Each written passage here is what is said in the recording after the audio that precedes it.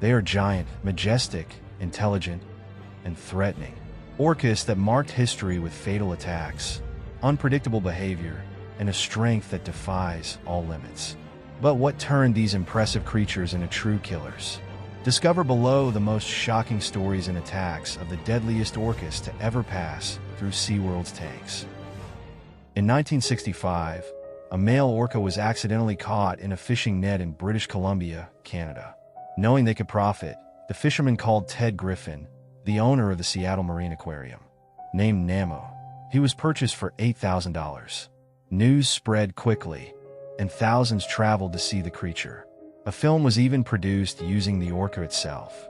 However, just days after the premiere, Nemo died from a bacterial infection caused by the polluted water in which he was kept. Spending less than a year outside his natural habitat, Nemo became the first proof of how harmful captivity was. Even so, the demand to see orcas remained high, and Griffin launched Nemo Incorporated, a capture company supplying these animals to marine parks. His main customer was Seaworld. When Ted captured a young orca in Puget Sound and killed its mother, Seaworld San Diego acquired Shamu, its first specimen. In 1970, captures began in Penn Cove, Washington. Men used boats, planes, and explosives to remove young orcas from the wild. It was a horrific event. Later, it was discovered that 4 captured baby orcas had become trapped in the nets and died. Griffin attempted to hide the bodies by sinking them, but they were discovered the next day. Public outcry was significant, and in 1971, the state established a permit process to try to regulate the industry. In 1972, the Marine Mammal Protection Act was enacted, ending captures in the United States. However, Seaworld was granted permission to continue its captures by claiming economic hardship. Griffin left the business, and his partner, Don Goldsberry, took over. By that point, orcas had learned to protect themselves, making them harder to locate. The groups also adapted their strategies. Mothers traveled with their calves in one direction, while males acted as decoys. From 1973 to 1975, no captures took place. In 1976, Goldsberry managed to trap a group of orcas in Butt Inlet, Puget Sound, still in Washington. Goldsberry and his team used bombs and chased them down. Nearby was Ralph Monroe, a former Secretary of State and a friend of then-Governor Dan Evans. Monroe was sailing with his wife when he witnessed the captures and was horrified. Knowing this was unacceptable and unethical, he contacted the media and Evans. Within hours, the governor filed a federal restraining order prohibiting Seaworld from capturing orcas and launched a lawsuit. After a legal battle, the state won, and Seaworld was banned from capturing orcas in Washington. Later, they attempted to capture orcas in Alaska, where these creatures also roamed, but they were not welcomed. They then moved to Iceland, where they permanently established their capture operations. Since orcas were first introduced into shows, there has never been a year in which marine parks worldwide did not report aggressive and rebellious behavior. Even so, the tradition continued, until some orcas crossed the line of acceptable aggression, leaving a true trail of blood and chaos.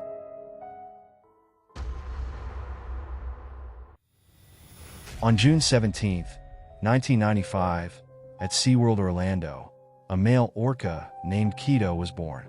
As he grew, he became known for his aggressive and dominant behavior. At just 3 years old, he once pushed a trainer across the pool and threatened him with an open mouth. Deemed dangerous by the park's management, Keto was transferred to SeaWorld San Diego in 1999 at the age of 4. In San Diego, Keto met his brother Keith for the first time, and the two got along well. Despite this, Keto occasionally displayed rebellious behavior, disobeying trainers again. The brothers remained at the park for 9 months. In April 2000, both were transferred to SeaWorld, Ohio. When the summer season ended, Keto was relocated for the 3rd time, this time alone, to SeaWorld San Antonio. In 2001, in San Antonio, Keto met a female orca named Kayla, with whom he shared a pool. Due to the disrupted social structure, he became deeply attached to her and frequently displayed dominant behavior toward other male orcas. Keto was transferred for the 4th and final time, leaving Kayla behind. He was sent to Loro Parque, a small zoo located in Tenerife, Spain. He was moved along with 3 other Orcas: Tiko, Koana, the granddaughter of Kasatka, and Skyla. Since Orcas typically remain with their family groups for life, these constant relocations were extremely stressful. Keto arrived at Loro Parque in February 2006. The boredom of being confined to a limited tank, without familiar companions, led him to develop destructive behaviors. Shortly after his arrival, he ingested pieces of Metflex, a substance used to waterproof the pools. As a result, an endoscopy was required. A video of the procedure surfaced, showing Keto struggling while trainers tried to carry out the process. He was always described as dominant, an unusual trait for a male orca. He became very close to Koana and Skyla, females with whom he frequently shared a pool, both during shows and outside of them. Even so, the social group did not follow the typical structure observed in the wild. Life in the tank was marked by stress, uncertainty, and aggression, with Keto and his companions constantly competing for dominance. In 2009, Keto came under the care of Alexis Martinez, a 29-year-old trainer. Martinez was known for his intuitive connection with animals, which quickly made him and Keto a performing duo, entertaining thousands of visitors. In September, during a rehearsal for a Christmas show, Keto displayed particularly aggressive behavior toward Brian Rokic, another trainer. Martinez, who was also present, found the behavior highly unusual. In fact, Alexis had already noticed the depressing, emotional state of the Orcas at the park. Dissatisfied with his role, he had already decided to resign. On December 24, 2009, Christmas Eve, Martinez, Brian, and other trainers were rehearsing with Keto once again. At 10:30 a.m., Alexis was attacked. Brian and 7 others witnessed everything. According to reports, after Keto failed to execute several behaviors correctly, he and Martinez floated at the surface of the pool. Suddenly, Keto positioned himself between Alexis and the stage, then pushed him to the bottom with his face. The attack continued. Keto struck and violently toyed with Martinez underwater. Rokic signaled for him to stop while an alarm was triggered. Keto surfaced with Martinez trapped in his mouth, his jaws shut, but eventually released him, allowing the body to sink. The trainers managed to isolate Keto in another pool and recover the body. Loro Parque's initial response was to describe the tragedy as an unfortunate accident. However, an autopsy revealed a darker truth. Alexis died from massive internal bleeding and severe injuries, including multiple compression fractures, lacerations to vital organs, and bite marks. Following the incident, Seaworld temporarily suspended in-water work with Orcas across all its parks, and Loro Parque did the same. Martinez's family considered filing a lawsuit, but knew the park's owners held too much influence, making justice nearly impossible. After Martinez, no incidents of such severity occurred again. On November 22, 2024, Loro Parque announced via a statement on its social media that Keto had passed away. A necropsy was performed to determine the cause of death, but the results were never disclosed. Many speculate that Keto was the father of Kohana's 2 calves, Vicky, who has since passed away, and Adon, who continues to perform in shows to this day. Keto's life was marked by traumatic separations and the intense stress of living in a pool. Trainers were extremely cautious around him, as he was one of the most dangerous Orcas ever held at Seaworld and Loro Parque.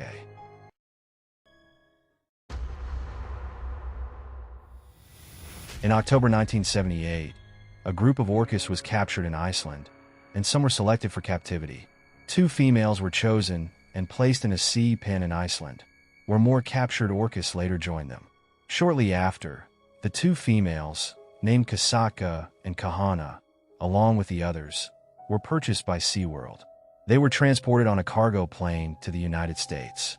After a day of travel, they arrived in Florida. Kahana was immediately transferred to Seaworld Orlando, while Kasatka and 3 other Orcas were sent to San Diego. This separation was extremely difficult for all of them.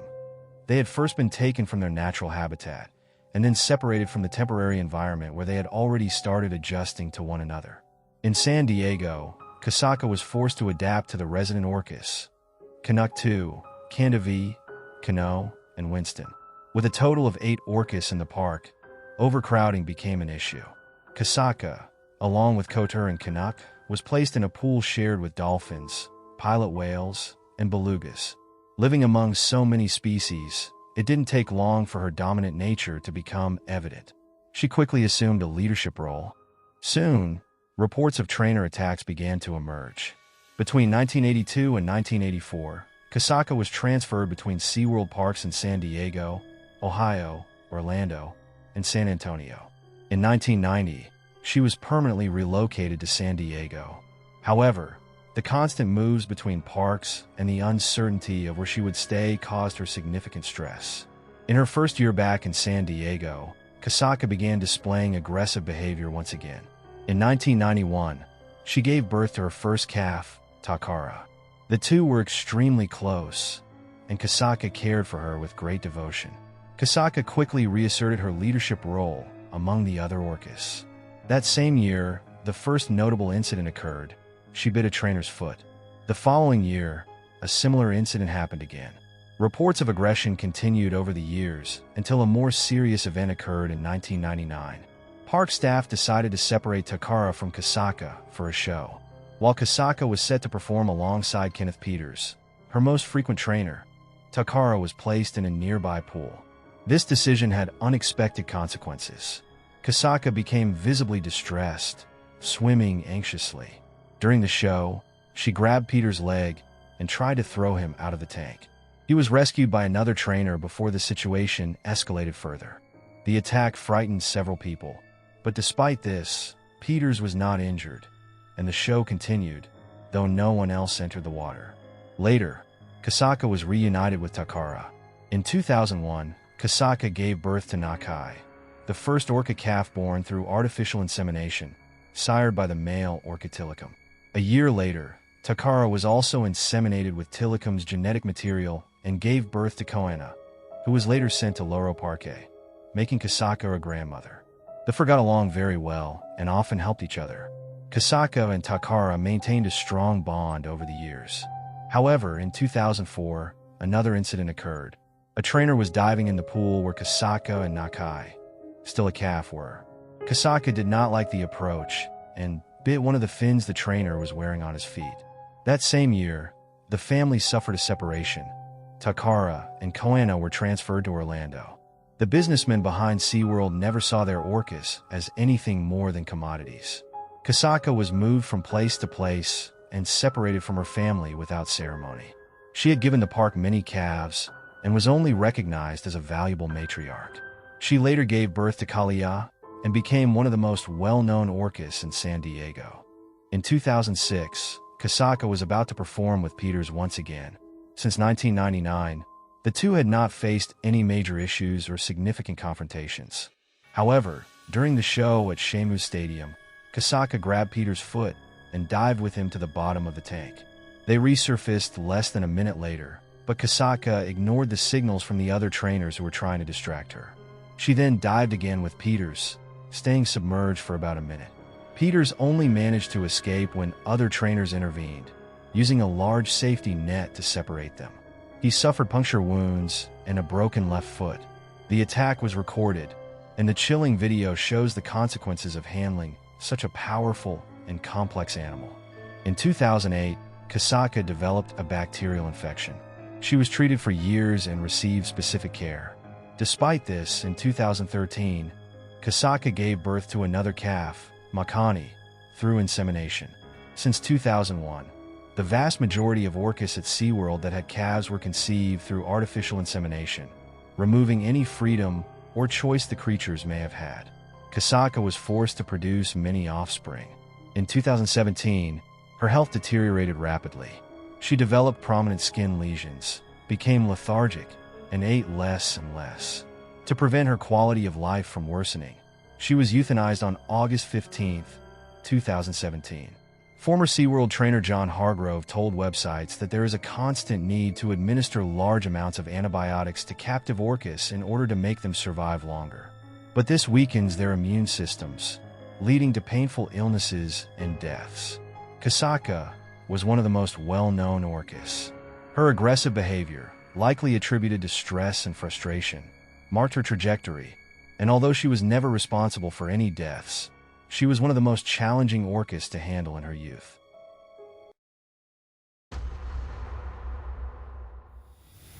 In 1983, in Iceland, 3 orcas were captured in the city of Hafnarfjörður, located about 10 kilometers south of Reykjavik. One of them, only 2 years old, was confined for nearly a year in a tank at the city's marine zoo, named Tilikum and nicknamed Tilly. After this period, the orca was sent to Sealand of the Pacific, a public aquarium in South Oak Bay, near the city of Victoria, British Columbia, Canada. However, Tilikum's troubles were just beginning. In a small pool, he shared the space with 2 older, already resined females, Haida 2 and Nuka 4. They became extremely aggressive and soon started to attack him. The lack of space, the forced composition, and the absence of proper stimuli were likely the causes of this hostile behavior. Tilikum couldn't escape the relentless attacks and often showed injuries. Due to the constant violence, on some occasions, trainers had to put him in a tiny medical pool where he could only float. Tilikum lived between physical and psychological tortures. For such a large and intelligent animal, the treatment he received was cruel, merciless, and deeply affected him. On February 20th, 1991, the behavior of the orcas led to grave consequences. A 21-year-old trainer named Kelty Brine fell into the pool where the 3 orcas were. 2 witnesses saw Tilikum attack the woman after she slipped. While he repeatedly dragged her underwater, Haida and Nuka prevented the rest of the Sealand team from reaching her. Kelty managed to surface only twice, shouting, "I don't want to die," and calling for another trainer. She drowned after being repeatedly submerged by the orcas. It took hours before her body could be recovered. The trainer's death marked the first time captive orcas had killed a human. Sealand attempted to cover up the tragedy, blaming Brine and claiming it was her fault. Additionally, the park pressured its staff not to speak publicly about the incident. Despite the negative backlash, it managed to continue its operations. It didn't take long before they induced breeding between Tilikum and Haida, despite their poor relationship. The breeding was forced to increase the orca stock for commercial purposes, disregarding the social incompatibility between the two. This, however, caused additional stress for everyone. After the birth of Quequot, the older females became even more aggressive. Tilikum had to be isolated more frequently in the medical pool. In 1992, Sealand closed down due to public pressure and the controversies following Kelty's death. Tilikum was purchased by Seaworld and moved to Orlando with Nuka, while Haida was sent to Seaworld San Antonio with the calf. At the time, the trainers in Orlando were unaware that Tilikum had been directly responsible for Kelty's death. It was believed that she had died of hypothermia, and that Tilikum and the other orcas had only carried her body. However, unlike other orcas, trainers were not allowed to perform underwater tricks or stay submerged with Tilikum. The reason for this restriction was not disclosed to them, and they did not question it. In July 1999, another tragedy occurred involving the male orca in a case of death. Daniel Dukes, 27 years old, was found dead and naked on Tilikum's back. It seemed that Dukes had entered the park after closing hours and jumped into the tank, possibly slipping as well. Despite numerous cameras and nighttime trainers, whose sole responsibility was to monitor the animals during closing hours, the circumstances surrounding Daniel's death remain a mystery. It's likely that in the water, he became a toy for the bored Tilikum. Despite the deaths, trainers continued with the shows. In the early 2000s, Don Brancho began working alongside him as his primary partner. This lasted for years, and during all that time, there were no more serious incidents. However, in February 2010, everything changed. During a performance, the experienced and well-known Don Brancho was leading Tilikum in front of the audience when, suddenly, she was attacked. Some said he became agitated by how he was fed. Others mentioned it had something to do with Don's ponytail or her movements. Conflicting reports indicate that the orca grabbed her by the waist, while others say it was by her hair, and pulled her into the water.